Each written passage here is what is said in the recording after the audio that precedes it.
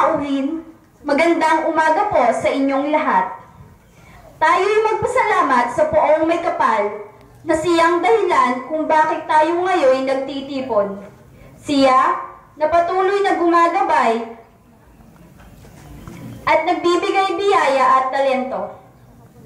Sa aking mga kamag-aral, welcome to our 7th commencement exercises with a theme entitled Your Gift of Learning, a Tool for Nation Building. Ang edukasyon ay kayamanan. Ano man ang mangyari, ang ating mga natutunan kailanmay di mananakaw. Ang edukasyon ay may mahalagang gampanin sa ating buhay. Batay sa ating pinag-aralan at sariling karanasan, higit itong makatutulong upang tayo magsumikap at maging maunlad. Ang ating pinag-aralan ay magagamit nating sandata upang magamit natin sa susunod na kabanata ng ating buhay. Mga kamag-aral ko, dumating na ang araw na ating pinakahihintay, ang araw ng pagtatapos. Lubhang napakahalaga ng araw na ito sapagkat isa na namang yugto ng ating buhay ang binigyang tuldok. Unang yugto na puno ng kasiyahan at kalungkutan. Ngayon ay inani ang bunga ng paghihirap. Tayo'y aalis sa paaralang ito na dala ang mga itinuro sa atin ng ating mga guro, magiging sandata natin sa pagharap sa susunod na kabanata ng ating buhay.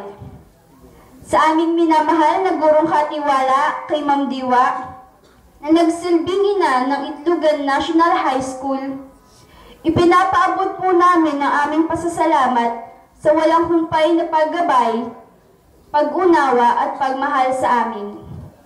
Sa aming mga mahal na guro, nagtiyagang magturo at humubog sa amin. Sila ang humihikayat sa amin na ipagpatuloy ang pag-aaral upang kami magkaroon ng magandang kinabukasan. Salamat po sa malawak ninyong pangunawa at pagmamalasakit sa amin. Sa halos 11 taon kong pagsusumikap at pag-aaral, heto ako ngayon, matagumpay nakapagtapos. Sa aking mga kamag-aral, aking mga kaibigan, real friendship has no happy ending. It just never ends. Ligaya ang ating naramdaman sapagkat sa loob ng 4 na taon nating pagsasama, sa hirap, sa saya, sa problema, sa tagumpay at pagsubok na ating tinahak, ay nalampasan natin ang lahat ng ito. Higit tayong magpasalamat sa mahal nating mga magulang.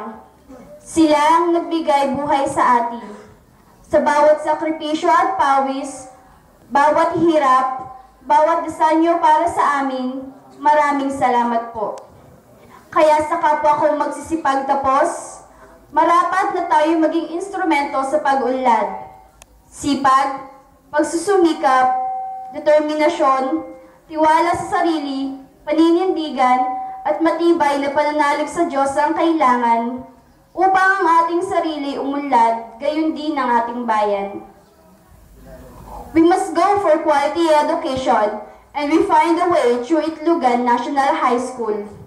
And now, I would like to initiate my warmest gratitude to my parents, teachers, and to my fellow graduates.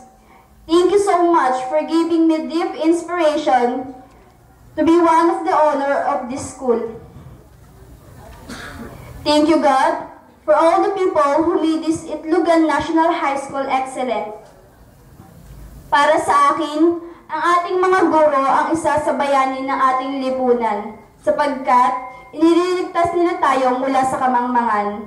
And because of that, Jenica Mendoza, salute you. Buong puso ko pong ipinagmamalaki na ako'y produkto ng Itlogan National High School. And to Itlogan National High School, mabuhay! Muli, maraming salamat po at magandang umaga po sa inyong lahat.